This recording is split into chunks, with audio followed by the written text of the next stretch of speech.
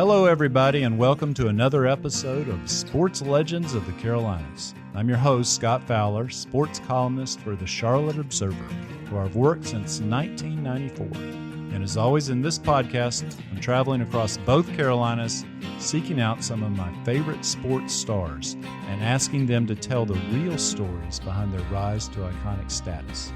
Now, for this episode of Sports Legends, we're back in our podcast studio in Charlotte, and I'm delighted to be sitting across from Armanti Edwards, who as a quarterback at App State had the sort of college football career most people can only dream of.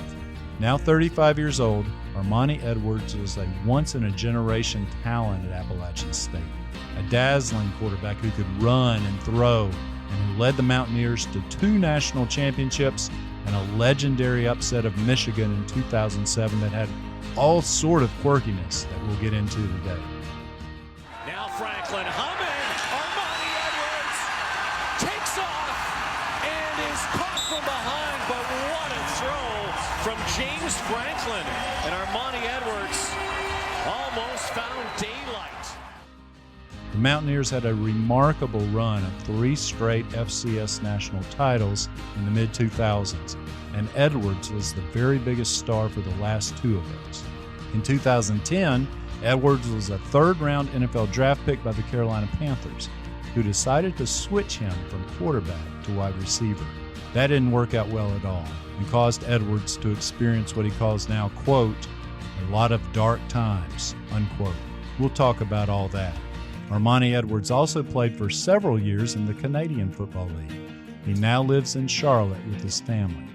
Don't forget to pre-order your copy of the Sports Legends Coffee Table book at sportslegendsbook.com.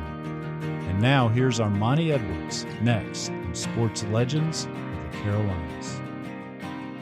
Armanti, welcome to the show. Thank you for having me.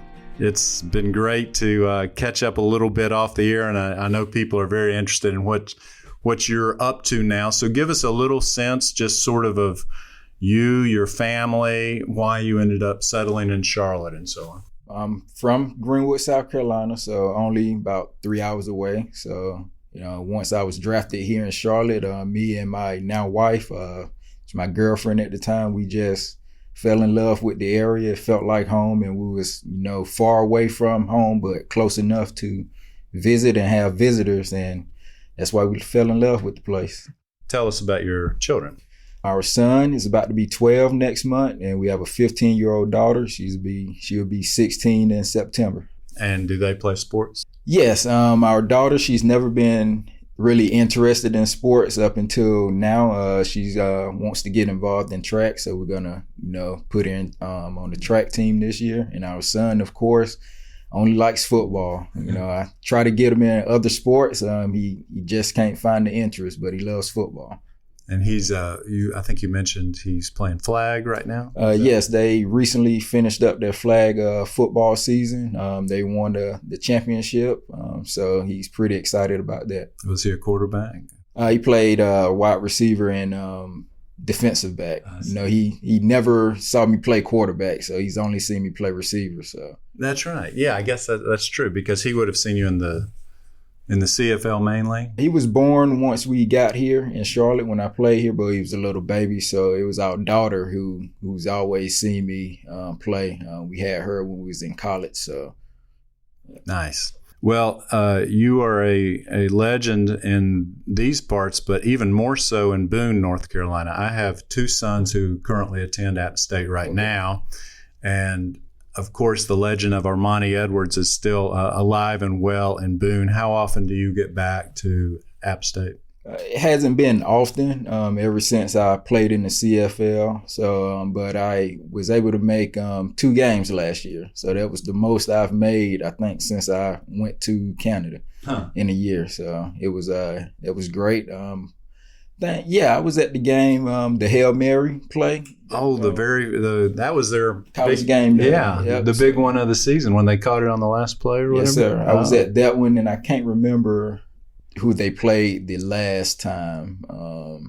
I want to say it was James Madison, if I can remember correctly, but I was able to make both of those games. Nice. Well, we'll get into a lot of your App State career, but let's go ahead and start off with one of the headline moments and talk about the Michigan game.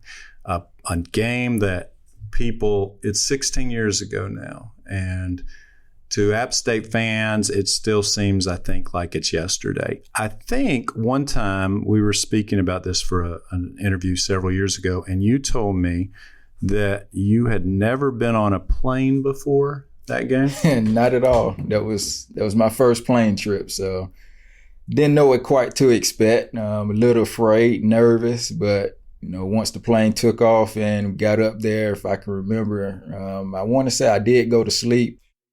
Now, let's talk about the lead up for it before we get into the game. What was it like?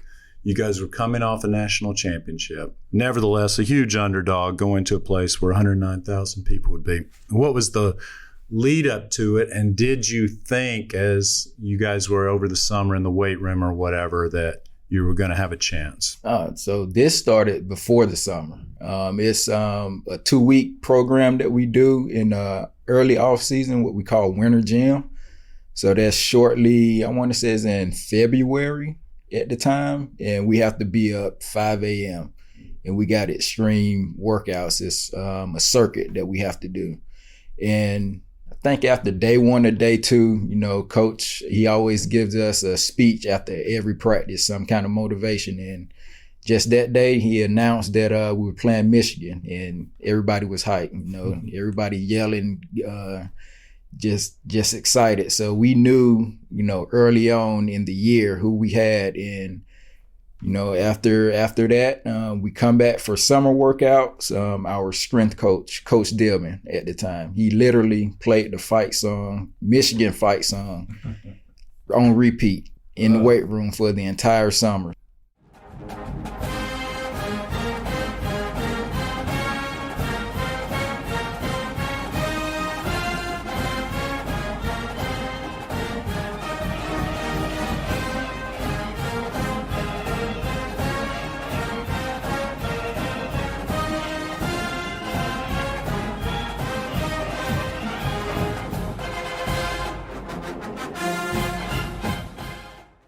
Oh, how'd that make you feel? That irritated everybody. We went from being excited to play them to, we're getting mad now. So, yes. Yes. So they're pumping you up. They're playing the Michigan fight song, getting you all angry.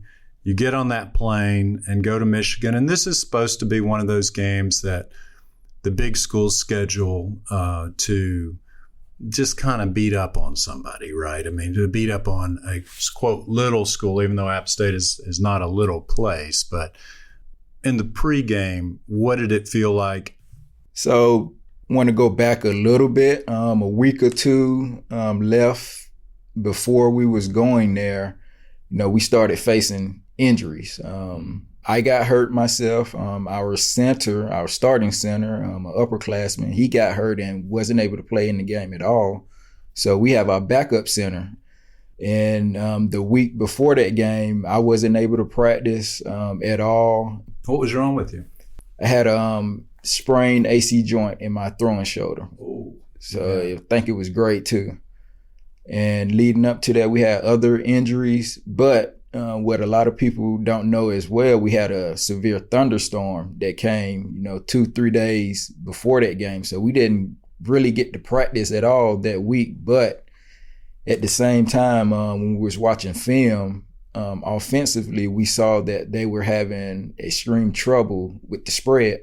When Ohio State would spread them out, or any other team that was a spread offense spreading them out, they had trouble covering because Michigan is a huge team, but their linebackers are more, for the I formation, stopping the run. And so that got our confidence building up even more once we saw that. And leading up to it, once we got there, before we even went to the hotel, our coach immediately took us to the stadium to let everybody walk around and see it. They played LSU, I think 2 years before that. So the upperclassmen, they're familiar with, hostile environments, playing big schools. But our coaches were, so experienced at the time, they understand that we got guys that haven't been in this environment and it's a big game. So they let everybody go, check out the stadium, get the oohs and ahs out. And, he had another speech then and said, okay, you've seen the stadium now, pretty much, let's just get ready to play the game tomorrow. And this was Coach Jerry Moore, Yes, who was a legend at App State himself. And so you guys early on kind of hit him in the mouth, sort of describe what you remember as you guys. I think was it Dexter Jackson? You had some early success. Yes. Their defensive linemen were obviously bigger than our offensive linemen. So our game plan going into the game was, quick throws, get the ball out quick to give our offensive linemen a chance to hold up and be able to play 4 quarters. So we wanted to spread them out as we did and go quick games, 5-6 yard pops. We was happy with that. And, fortunately for us, we had one of the fastest guys in the nation at receiver who can take a slant 80, 90 yards easy. And that's just what happened. Off to the races and going all the way to the end zone, the speedster Dexter Jackson. He was a Southern Conference 200-meter dash champion, and he ran away from the Michigan defense. Were you in pain during that game with your shoulder? Not at first. I did take a shot, so pretty much it was numb.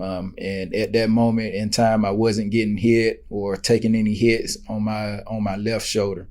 So it wasn't up until, I want to say, the first drive coming out of halftime when I got sacked and I fumbled. And I was thrown directly on my shoulder. So that hurt it even more. But adrenaline was still rushing. So I was able to manage and finish the game and, just jumping ahead. But after that game, I suffered a crack. I think it was a cracked bone with the AC joint spring. So I made it even worse. In the game, you mean? Yes. And you missed a couple of games, didn't you, right after that? Yes, I missed, I want to say 2 or 3 games. I tried to come back early and re-injured it again against Wofford and had to miss, another game or 2. So you were really playing hurt, but the team was playing so well, I'm sure you just felt like you couldn't miss this opportunity. And so the game goes back and forth. You guys, toward the end, kick a field goal to go up 34-32. And so I guess just sort of describe what you remember from the last, 5 minutes of the game and everything that transpired after that.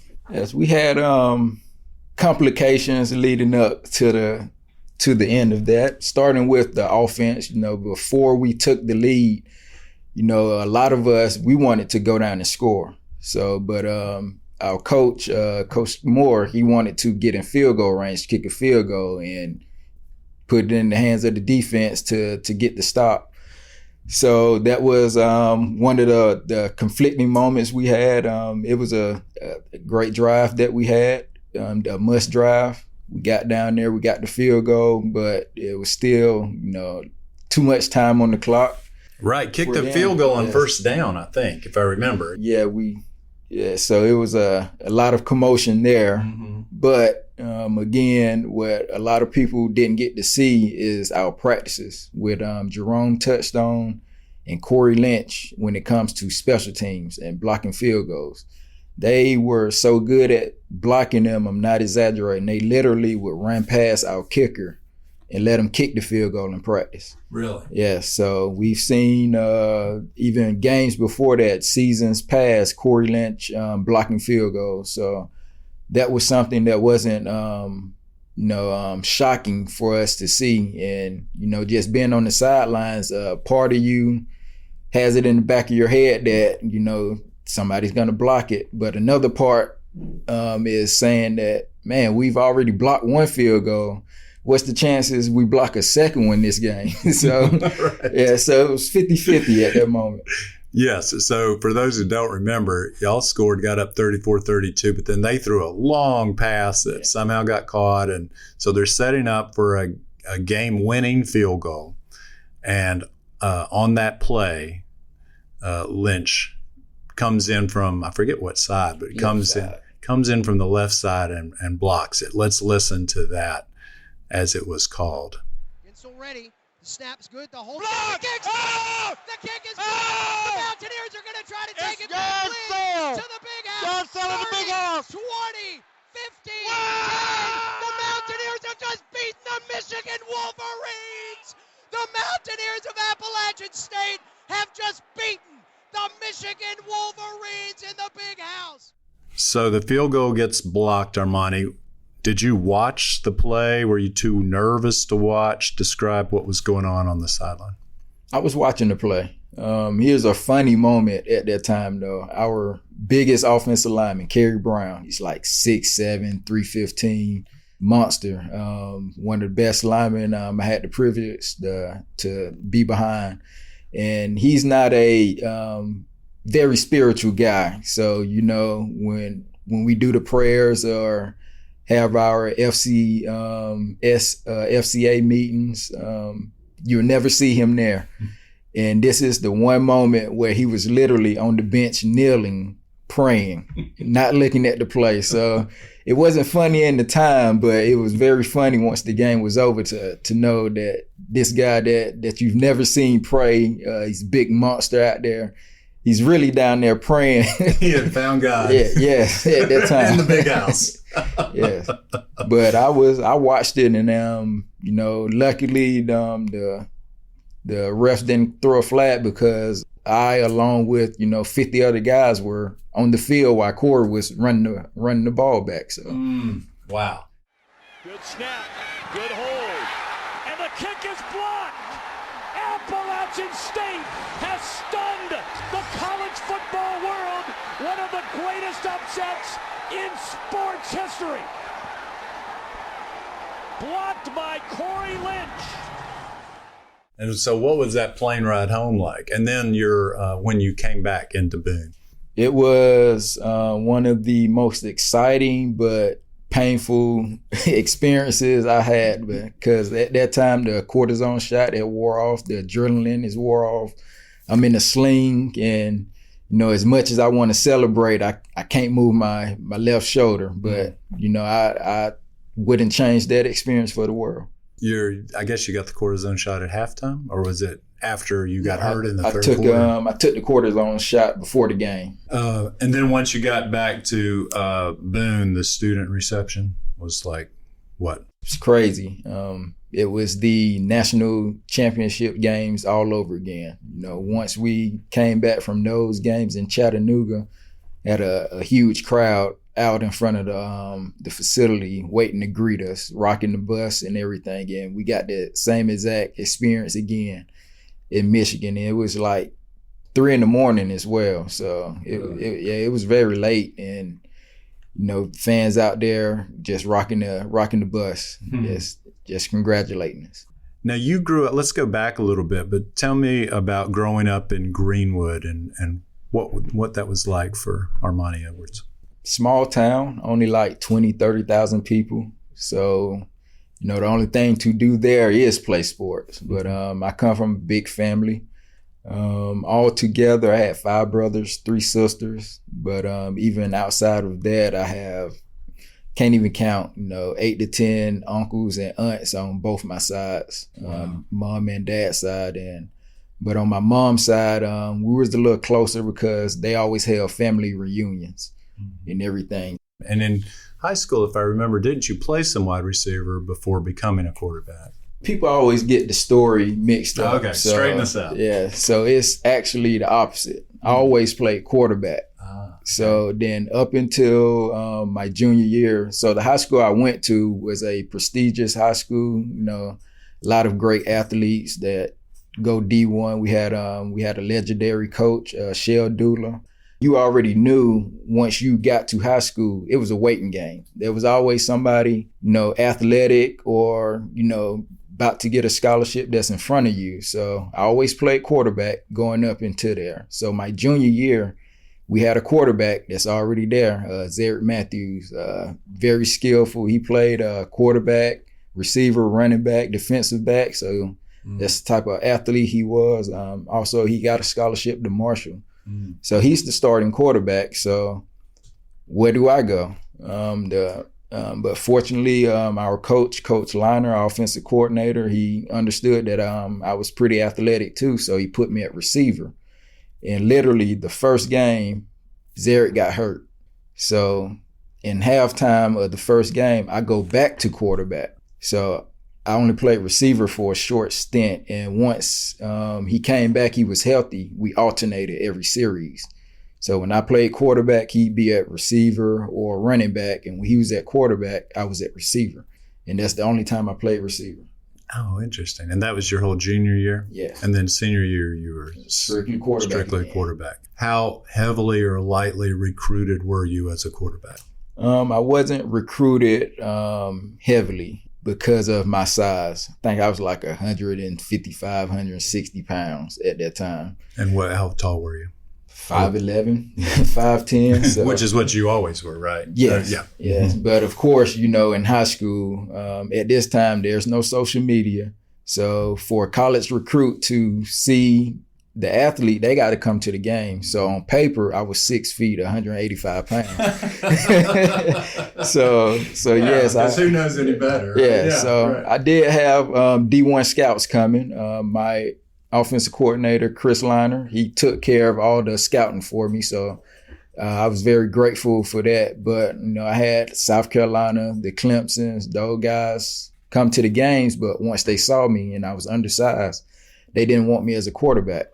So instead of Coach Liner informing me like, hey, we have Clemson here watching you, he'd tell them no because they wanted me as a receiver or DB. So I didn't get many scholarships for that reason because once the colleges saw me, they saw I was small, in their eyes, they wanted to change my position. You weren't interested in switching positions? It wasn't that I wanted type of thing. It was more of that he saw the potential I had as a quarterback. So instead of him even letting me know this school wants you, as a receiver, he just told them no, he's a quarterback. So the only colleges who said we would give him a chance at quarterback, then him and Coach Dula would inform me, the school's looking at you. And so what did that narrow it down to? How many schools would do that? Pretty much D1 AA. I had one D1 offer from New Mexico State as a quarterback. But again, D1 AA, there's no social media at the time, so I'm very unfamiliar, with these schools. But again, I'm grateful for Coach Dooley and Coach Liner because they handled pretty much all of our scouting. And when it came to schools, and it pretty much came down to Georgia Southern and Appalachian State. And a lot of people don't know, but I was originally going to commit to Georgia Southern. Really? Yes, but their coaches got fired. So once the coaches got fired, Appalachian State, like a week later, called and wanted me to have a visit. And I loved the place up there, just the people around. Kevin Richardson, our star running back, one of the first guys I met, and he was just so down to earth. And then once I got back and had to talk with Coach Dula, he felt that was the best fit for me to go there. So that's how I chose Appalachian State. Were you raised mainly by your mom, or who raised you mostly in Greenwood? Yes. So I stayed with my mom. And on my mom's side, I have an older brother and older sister. So I'm the youngest on that side. But my dad was in my life. He's an older guy. He was born in the late 40s, so he was hardworking. He owned his own brick contracting business. And so I would go work with him in the summer. Long story short, I got in trouble as a kid, and it was supposed to be my punishment, to go out there in the hot sun, no shade, summer gone, got to go work for free. Yes. Yeah. But, my dad being the man he is, he paid me for it. So why won't I go out there?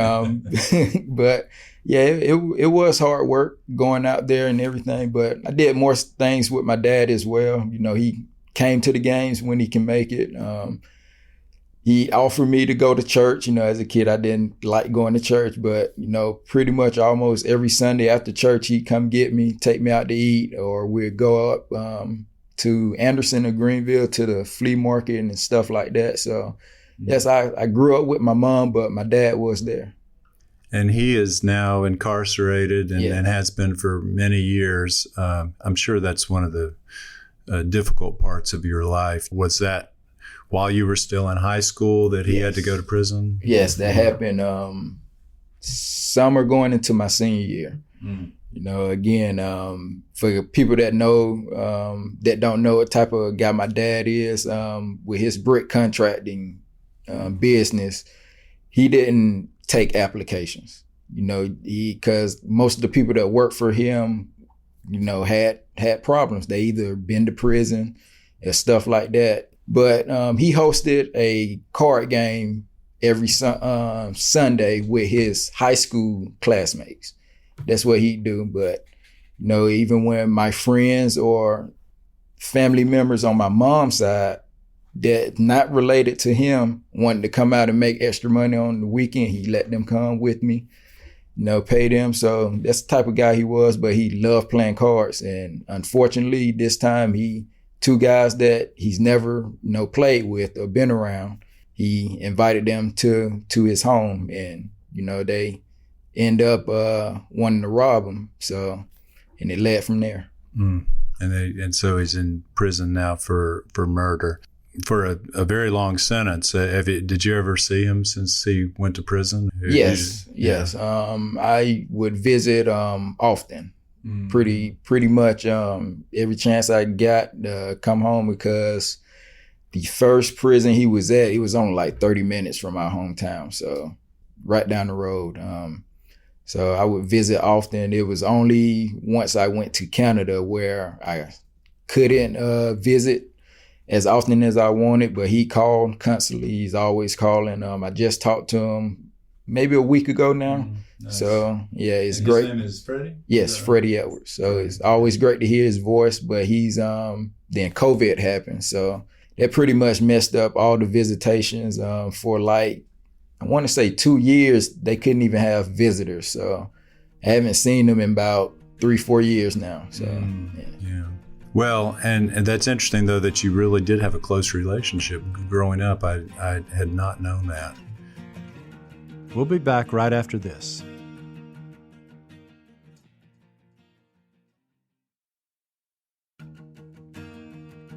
Welcome back. Armanti, your college career really was amazing. You won the equivalent of the Heisman Trophy for FCS schools twice, 2 different times. So I wonder if all the great moments you had there, if you could narrow it down. Let's take the Michigan game out of the equation because we just talked about that. But tell me 1 or 2 of your other very favorite moments, games, times of your life while you were at App State. I'm going to take the title games out as well. So obviously, can't top getting the ring. But I would say Richmond. What year was this? 2007. And Wofford, probably the same year where we had it was a Halloween game on ESPN2. So with the Wofford game, they beat us after we beat Michigan at their house. Right. Yes, and they stormed the field and everything. That's the game I re-injured my shoulder. Didn't get to play the second half, and we pretty much lost, in the last minute. And they had the game won already, but they instead wanted to stick it to us, and they scored again. So that left a sour taste in our mouths, and we just couldn't wait to play them. And we had them for Halloween. It was our blackout night, and we were on ESPN2. We didn't get that often. Yeah, so that was a great feeling, and we hung up like 70 on them that game. Nice. So, yes. So revenge was sweet. Yes. And Richmond, I think that was the game leading up to the championship. So it was the game before that, and it was just a crazy atmosphere. What a night it's been for Armanti Edwards as we welcome you back to ESPN College Football Primetime, presented by Jack Link's Beef Jerky. 406 total yards and 5 touchdowns. Armanti Edwards is responsible for tonight, and he's back on the field. There or at Boone? In Boone. And that was that was my best rushing game. Obviously, all the plays wasn't runs, but, I had over 300 rushing yards that game. Jeez. So that's remarkable. One of my favorites. When you played, did you prefer, what was a bigger thrill for you, like rushing for a 50-yard touchdown or throwing a 50-yard touchdown? More throwing, because I was always comfortable running. I would admit at early on in my career, I missed pass reads and everything. I wasn't that efficient mind-wise. I wasn't comfortable just yet with all the pass reads early on my freshman, sophomore year. So it was very comfortable for me to run. But me being who I was, I wanted to see, my friends and other guys, happy and get the ball as well. So it was more exciting for me when I was able to complete a deep back pass or just, get the ball to one of the receivers that don't get to touch the ball as often and let them do what they can do as well. So you had that incredible college career, and then the Carolina Panthers drafted you in the 3rd round, trading up to do so. Out of the shotgun, makes the handoff to Stewart. Newton fires downfield, and the catch is made by Armanti Edwards. And Edwards, with one dance of feet, is knocked down by that Redskin defender, Cedric Griffin. So tell me, well, first of all, let's go to this. Do you feel like in the NFL that you never should have switched positions? Of course. Again, from age 6 to leading up to my NFL career, I was the quarterback. Up until, that junior year stint in high school, I always played quarterback. It was second nature to me. It felt natural, and I loved it and everything. And it's not that it's not the fact that I had to switch. I was old enough and mature enough to know what kind of, size was needed. Prototypical quarterback was needed at that time. So I already had a understanding that it's possible I won't be able to play the position. But at the same time, I was told at times as well, and I thought it too, that I would at least get, opportunities to do, some Wildcat, not once or twice a year, but, have actual packages for games, and that never happened. So, that was a hard time for me as well. I bet, because that seems like would have been ideal. I mean, put you in, and that first year, if I remember, Cam wasn't even there yet. We had Matt Moore and Jimmy Clausen was in my draft class, so that's what our 2 quarterbacks in, and we only won 2 games. So. Yeah. That was not a good team. Yeah, they would have really benefited from some Armanti Edwards Wildcat. And you mentioned the prototypical size, of course. And so in the NFL, you played at what weight, roughly? In Carolina, I was 190. 190. Okay, yes. And still about 5'11" or yes. whatever. That's not far off this size of, for instance, Bryce Young. So it can be done, right? I mean, we see it being done now, but when I was drafted, Russell Wilson wasn't there yet. He's after me. So there was no under 6 feet guy pretty much. Drew Brees was the closest, but he's not 190 pounds as well. So it was, highly unlikely at that time, and, it wasn't accepted. At Carolina then, for those 4 years you were here, how do you characterize that experience overall? That was the darkest time in my football career, Carolina. And I'm going to start from the beginning because it did have bright spots towards the end. But at the beginning, I'm not going to throw any names out there, but I had a guy that I looked up to on the team. He knows a lot, ins and outs, and he told me, only reason they brought me in was to sell tickets because I'm from App. So, I didn't understand it at the time, went over my head at the time, but as the season go on and I'm not even getting the opportunity to play and we're losing, you start to see it. Then, you start to hear that, the coach didn't even want to draft you, the coach we had at that time. So Again, you're trying to figure out why I'm not playing, not getting the opportunity. I felt like I wasn't even getting the help I needed to, be a returner, yet alone learn how to play receiver. Because I did play baseball growing up, but I was always infield, first base, third base, pitcher. So, I never played outfield. So they always said, catching punts and kickoffs just like catching the ball in the outfield. And I tell them I never played outfield, so you have to teach me. And what people don't know in the NFL, special teams doesn't get a lot of practice. A lot of the practice is geared towards offense and defense, and you'll have literally, 10 minutes of special teams, and it's different special teams for each day. So literally once a week, I get an opportunity at punt return, and only like one live. And when I say live, that means I catch it, I see defenders coming down, and I get to run at them. Only once or twice. So I wasn't getting practice. And a lot of people don't realize I only dropped one punt in my career. And that one punt I dropped was in preseason, my rookie year, when the coaches didn't put me back in until Atlanta, the second time we played Atlanta, to be punt return again. So, it was a lot of hardships, a lot of dark times.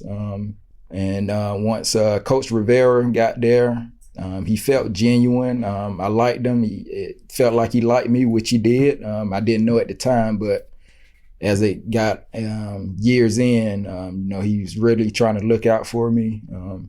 Got my opportunity to play punt return, but again, I'm not getting the practice, so I'm not, really getting anywhere. My second year, then my third year, they drafted another receiver, and Coach Rivera informed me, he said, if you're going to make the team, it's going to be at receiver because we got another guy that's going to play punt return. Mm-hmm. So trying to focus at receiver, but this is the first year where I'm actually learning how to play receiver. So before that, no disrespect to the receiver coaches, but they didn't help me. They really just went and coached the guys they knew they were going to play. Mm-hmm. Yeah, so I didn't get any help. And the only time, not the only time, but the first time I started getting help was when Ricky Prohl got there as the assistant receiver coach. So he actually took his time outside of practice, in practice, to actually coach me, teach me technique and everything. So that was the first time where I actually started to grasp,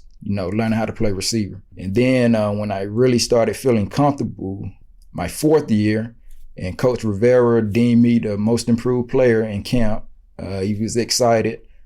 I got hurt, had a hamstring problem. Okay. So I didn't get to play in the final preseason game, which would have been a big game for me going into the season because I was competing with Ted Ginn and Dominique Hickson at that time for the third receiver spot. Oh, right. This was 2013. Yes, and I didn't get to play that game.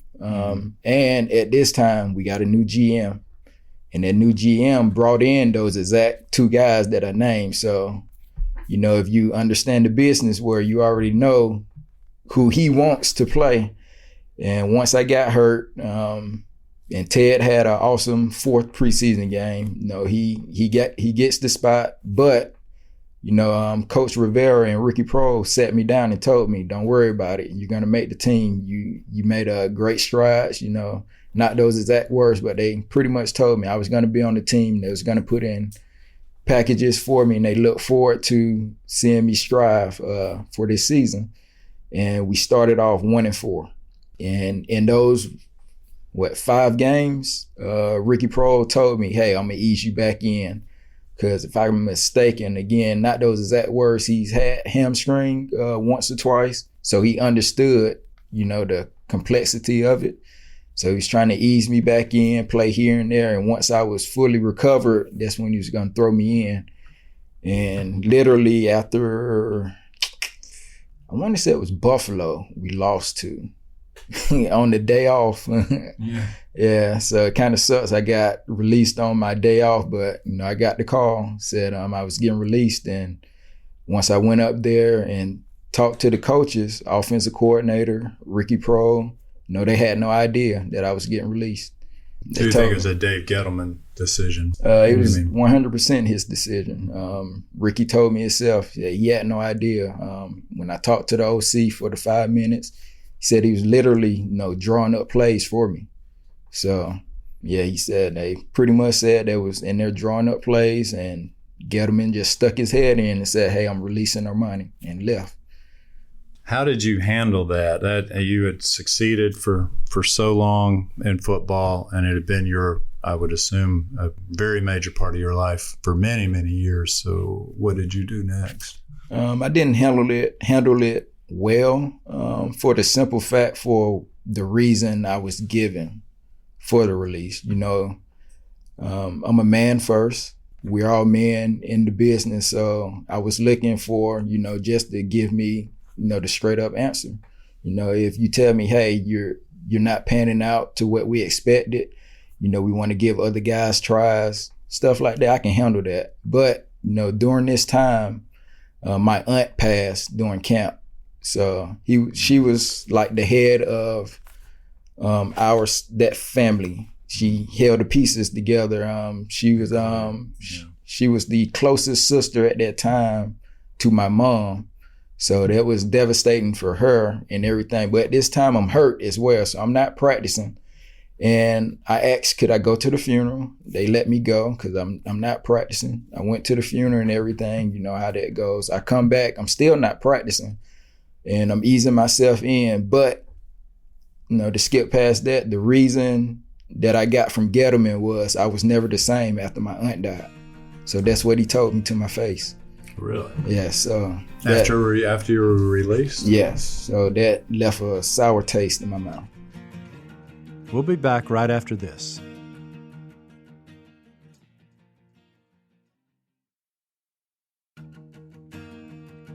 Welcome back. And then you had a brief time with two other teams in the NFL, right? Yes. 3 weeks later, I was picked up by Cleveland. Our former offensive coordinator, Shazesti, he was there with the Browns, so gave me an opportunity. But again, they're putting me back at punt return now. So mind you, for the past 2 years, I haven't played punt return. I was only focused on receiver because that's what they told me how I was going to make the team. So now they put me back at punt return, and only got to play 2 games. I grade 2 or grade 3 sprained my ankle, lateral and on the outside. So I was in a walking boot, pretty much placed on IR, and obviously released after that. So never got to have that opportunity again. And then I was assigned to the Bears in that off season, and that was just that. You can pretty much see they already had their guys. They already had Brandon Marshall, Alshon Jeffries. So that's how it ended. So were you mad at football at that point in your life, or did you stop watching football? Yeah, it was all of it. I stopped watching. I didn't watch the NFL that year, and I pretty much, hung up my cleats. I wasn't going to play again. I told my agent, I'm done. Don't throw my name in the hat anymore. It's over.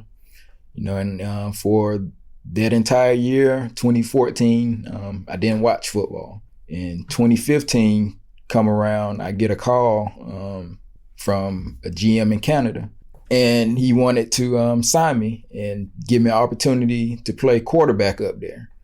But now, by this time, I'm 5 years, 6 years out of playing quarterback. So now in my head, I already, see the news articles. We have social media now. I see what people are saying. Like, no, if I'm going to go back to playing football, then I'm gonna play receiver, because I got something to prove to myself, and I got something to prove to the naysayers that say I couldn't do it and then pan out. But I said no. I turned it down because at that time I still wasn't fully, motivated to play. But then I want to say, a couple of months later, my wife showed our son who at this time is 2015. He's 4, so he's 4 at this time. Showed him, junior. Showed him college highlights of me, and I just saw, how he lit up because he didn't get to see me play, in the NFL pretty much. And I just saw his eyes lit up, and that's what pretty much sparked that fire for me to go back to football. So, I got another call from Canada the following year, and I took it. And you were a wide receiver there, had a 1,000-yard season, won the Grey Cup. Sort of explain what the Grey Cup is and who you won that with. And the 2017 Grey Cup game goes to Ricky Ray and the Toronto Argonauts.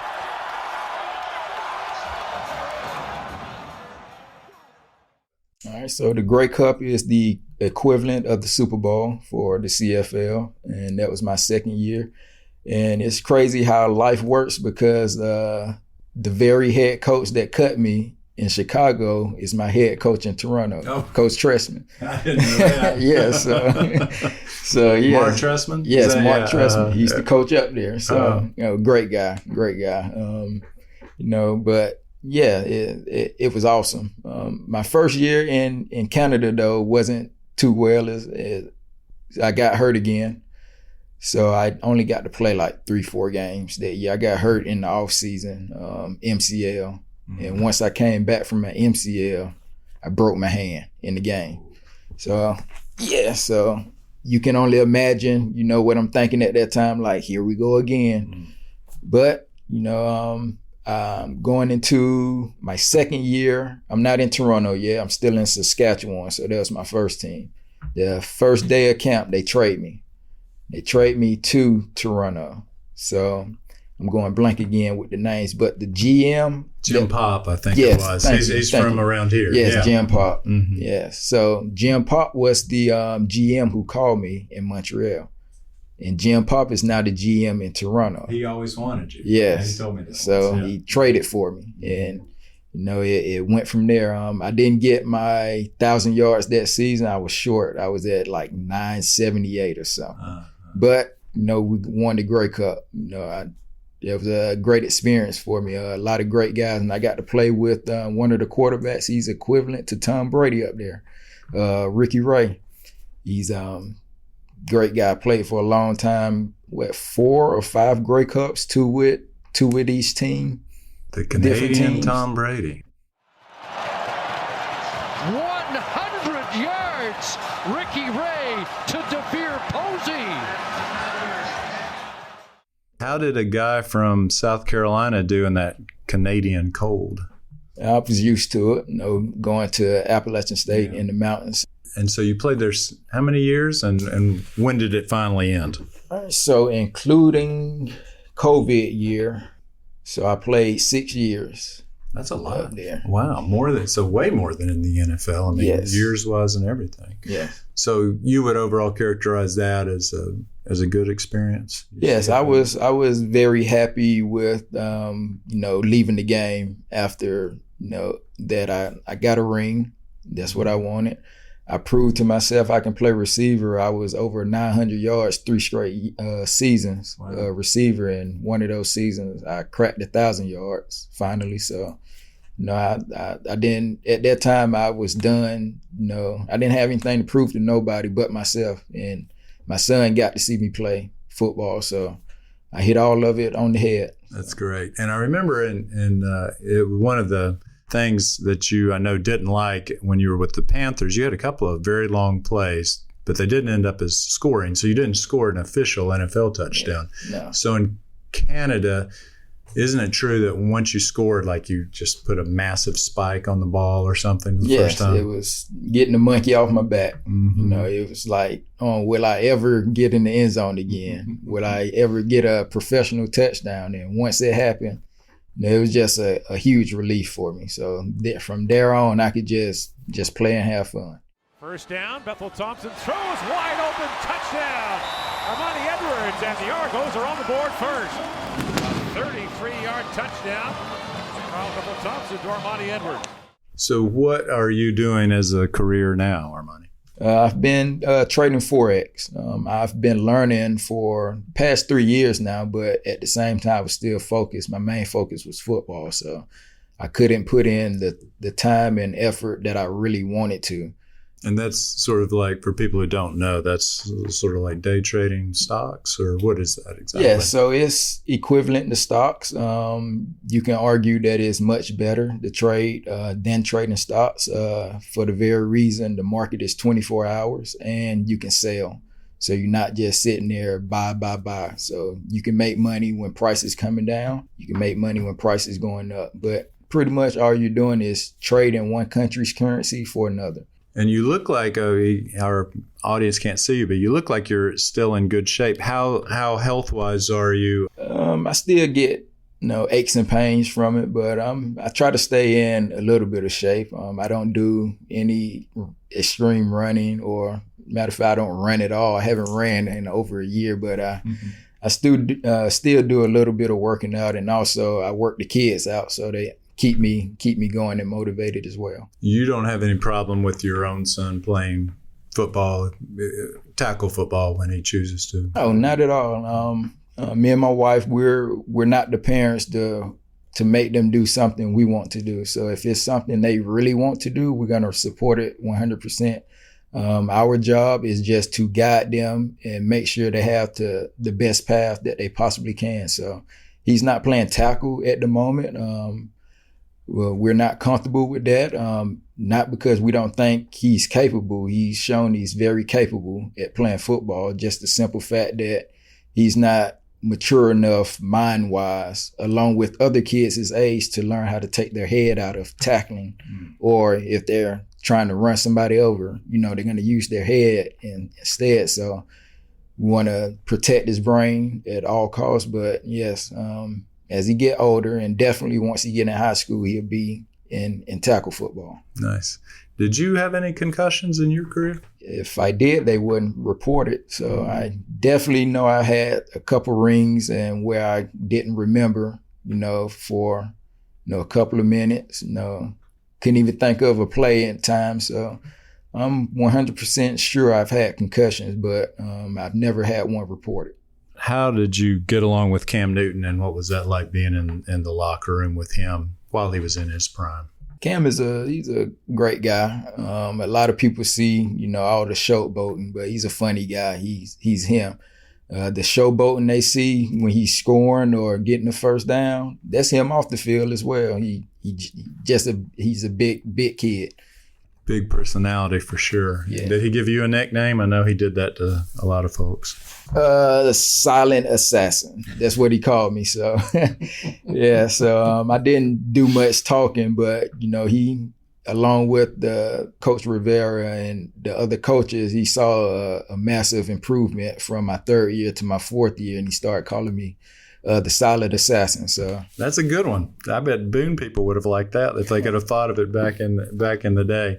Well, Armanti Edwards, this has just been terrific. I've learned so much about you, and I know that so many App State fans and football fans in general are going to be so happy you did this. We thank you so much for joining us. Thank you for having me. That's Armanti Edwards. I'm Scott Fowler, and this is Sports Legends of the Carolinas. Remember, you'll find much more about this interview and about all of our guests, including Steph Curry, Roy Williams, Dale Earnhardt Jr., and Don Staley, in our Sports Legends book. It's scheduled to be published in fall of 2023. Pre-order your copy now at sportslegendsbook.com. Thanks so much for listening to Sports Legends of the Carolinas, a production of the Charlotte Observer. This show is produced by Lume Ali Sally, Jeff Seiner, and Cotta Stevens. The sports editor of the Charlotte Observer is Lydia Craver, and the executive editor is Raina Cash. Davin Coburn is McClatchy's director of audio. For lots more sports content and to continue supporting this kind of work, please visit charlotteobserver.com and consider a digital subscription. And connect with me on Twitter at Scott_Fowler or email at sfowler@charlotteobserver.com. See you next time.